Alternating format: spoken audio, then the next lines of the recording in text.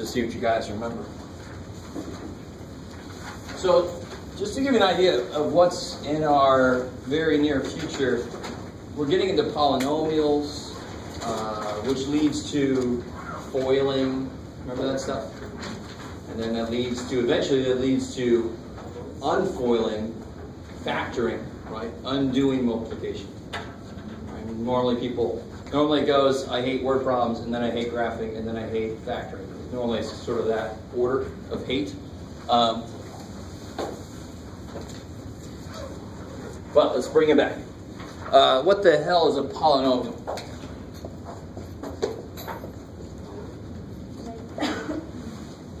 Give me an example of a polynomial.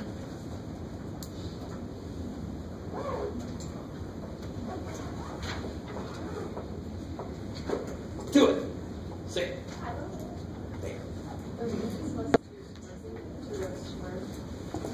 That actually, yes, that is a polynomial. How many terms are there in that polynomial? One. So what do you call it when I have an eyeglass that there's only one eyeglass, right? You squint on you. Oh, I should. No? They got a monocle, right? So we call this a monomial. It's one term. So this specifically would be called a monomial. Monocle, that's what you call it. All right, maybe. So somebody give me something with two terms.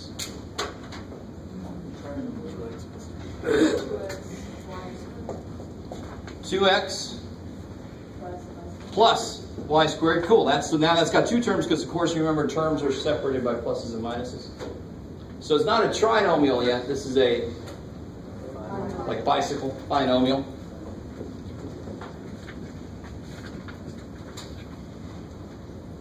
And remarkably enough, three terms. You like the triforce, right? The trinomial. So you guys got that. So that would be, let me make this one up. 7x to the 100th power minus 8x to the 4th power plus pi. That is a trinomial that was obviously created by a math teacher. Now let me show you some not polynomials. So anything above 3, thank God the math people just said, this is call them poly. Poly meaning many. Many terms. Like 1, 2, 3, many. Sounds good. So anything above trinomial, don't be trying to do quadrinomials or something weird. Don't worry about it, just a polynomial. All right. So here, these are not polynomials. Let me see if you guys can see some trends here.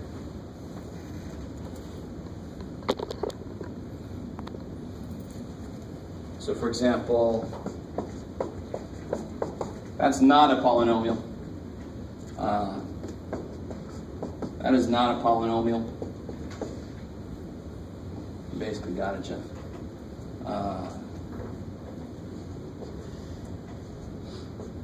That's not a polynomial. So these two have really the basic idea, and then this one takes it just a little bit further. What cannot happen then with my variable? If I want it to be a polynomial, the variable cannot be, it can't be on the, don't worry, I didn't hear you. On the bottom, it can't be on the bottom. Because when I tell a fellow mathematician that I'm working with a polynomial, that tells them they can use whatever they want. Is there anything that x cannot be? Is there any number you cannot square? And I don't mean in your head, I just mean any number you're not even allowed to square. No, I can square any number. 11's got a square, negative 48.7's got a square. I can square anything I want to. Is that cool? But, can I divide by anything I want to? So what number can I not put in here? Because I can't divide by 0. I can't let x be 0. So polynomial must be defined for every value of x. That sounds like a note because I said it so slowly. A polynomial can be defined for every value of x. And the power has to be like powers of 0, 1, 2, so forth. You can't have any negative powers. Why would negative powers not be good? See, I think this is where they finally talk about it. We talked about this earlier. but I'm going to bring it back because I talked about it too early when we did this earlier. What does a negative power mean?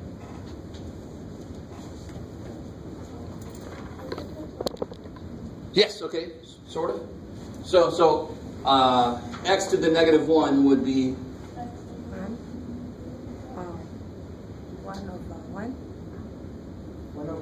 1 over x. Kick-ass. So let's review properties of powers. And then we'll head out. Just to give you guys, some of you guys sat up a little straighter when I said that. I like that. I went, huh? We're going to head out? So real quick. Here's the whole story, really. Now that's not powers. How would I write that more concisely? Careful, it's not powers. It's 4x, right? Because when I add, I use a coefficient to tell people how many I've got to add. If I had 80 of these bad boys, I don't want to write 80 of them. I'm working on this problem. X plus x plus x plus x. Oh my God. Let me just consolidate it. So math people, we aren't necessarily lazy. We just like to write things efficiently, right? So we wanted to come up with a way to write a whole bunch of x's adding real quick. And then, so this poor dude here, he's on the other side of the world. He's like, I wanted to put that, you suck. Shit. So let me see. I could put the 4 there. That looks weird. Maybe I put the 4 there. That looks like division. Maybe I put the 4 there. Now that just looks weird. Let me get out. I'll just put it here. I really want you to understand what I'm trying to tell you. Powers didn't have to be where they are. Powers didn't even have to be called what they are. They just decided to put it there and said, this is what this means. And then the whole world said, oh, sure, whatever. Yes? But if you have the parentheses around the x before and the outside, it's equal to the value. Yes. In this case, totally. You're worried about something like this, the difference between this and this. Yeah, that's not equal. This is 2 squared, which is 4 with a negative on it. So that is negative 4. This is negative 2 squared. Negative 2 times negative 2 is positive 4. So anytime you square a real number, it comes out positive. So this doesn't break that rule because the negative is just sitting there. 2 squared is positive 4. Oh shit, it's got a negative in front of it. Okay. But if they're both positive, it doesn't matter. They're not equal, right? Like you got 2 squared and then 2 parentheses. Exactly. If the base is positive, it doesn't matter how you write it. So we normally just don't write it with the parentheses. Yeah, good. I like it. All right, there's some basic stuff about exponents. So the properties of exponents come right off of that. The minute that we had this lazy dude here, angry at this lazy dude there, and he said, I'm just going to put my 4 there. So if I put a 7 there, people know there's 7 x's in a row. I just don't want to write freaking 7 x's in a row. I got other things to do. Right?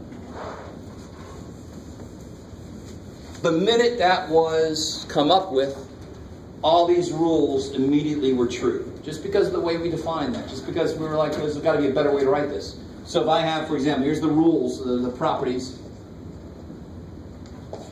So if I have x to the 7th times x squared,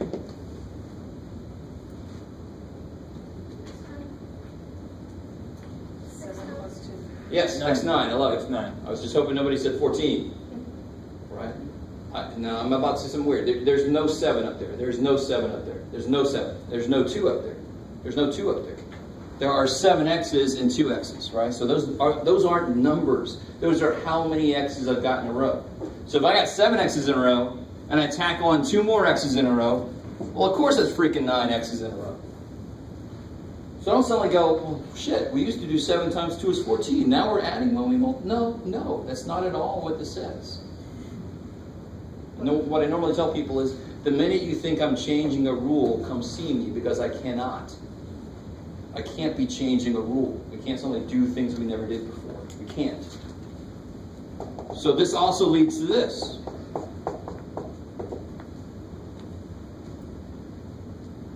So I had 7 x's in a row multiplying. If I divide 2 of them away, how many are left? 5. So you subtract powers when you divide. It's really nice. What some student was like, you multiply them when you add. I can't remember what the hell they did after that. It was a long time ago. So you add when you multiply. and you subtract when you divide. It's kind of a nice analogy. What about when the bases are different? Then you can't consolidate. So the bases have to be the same. That's the only reason I'm allowed to consolidate them. So like 4 squared times 5 squared. Exactly. 4 squared times 5 squared, you have to do each of them separately. So this would be 16 times 25, right? But if I had 4 squared times 4 squared, that is beautiful. If you think you should have said 16, no. Have I done any multiplications yet? No. Exponents tell me how many multiplications I eventually have to do. So I'm not multiplying. So if you say this, I'm going to say something dorky like, I don't see any frickin' 16s. How do you get 4 of them suddenly? I don't see any 16s. And you tell me there's 4 of them. Holy shit. So there's 4 whats? There's 4 4s.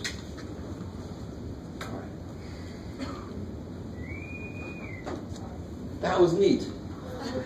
I like that too. I felt like we're about to take off or something. I like it. What did you say about the 16, 25? What Say again? would be the answer? The 16 and 25? Oh, it's just 400 there, right? Oh, okay. So you just multiply. You just multiply it. Because now they're just numbers. Oh. Yeah, I like it. Stay with me now. We're almost there. Let's see. Is everybody cool with that so far? Yes. So what about x to the 0? Why? Think about this. How did I get 5? 7 minus 2, right? So what would I put on top here to make the answer come out to x to the 0? I would put x squared, because 2 minus 2 is 0. Well, what's something divided by itself? All right, so x to the 0 is 1. Cool. Not because it is, but because that's what it has to be. That's how it works out if you do this. It's a semi-proof. Would it just be x? No, because x would be x to the first. This says I have no x's. So then the only thing there would be a 1. So if I have 1x, what's in front of the x? 1. So this says I have no x's, so then what's there? 1. Let that be what it is. That's exactly what it is. If I have no x's, I just have the 1 that's there. It's just 1 standing like, oh, I got no 1. And then finally, doing the same thing, let's investigate why this is true. What would I put over top to make the answer -1, knowing that I'm subtracting? What would I have to put up here? X to the what? No? What am I going to do with the powers? I'm going to subtract them. The 3 minus 2 would be +1. I want it to be -1. Yeah. So what's got to be on the top? What minus 2 is -1? 1. So that would come out to be x to the -1, right? 1 minus 2 is -1. Are you guys with me? Because what do we learn on this rule? When we divide like bases, we subtract powers. You guys got it with me? So then what's another way to write x squared? X times x. How many x's cancel? 1. Yeah, bam. Where's the x left? 1. X divided by x is? 1. And this over x. So x to the -1 is 1 over x. Bam. Emerald. Question. Yes. Actually, on number 27, it's 4x squared times 5x. The fifth, and the answer is 20x. 7. Wait, 4x squared. Yeah, times 5x with it. I like it.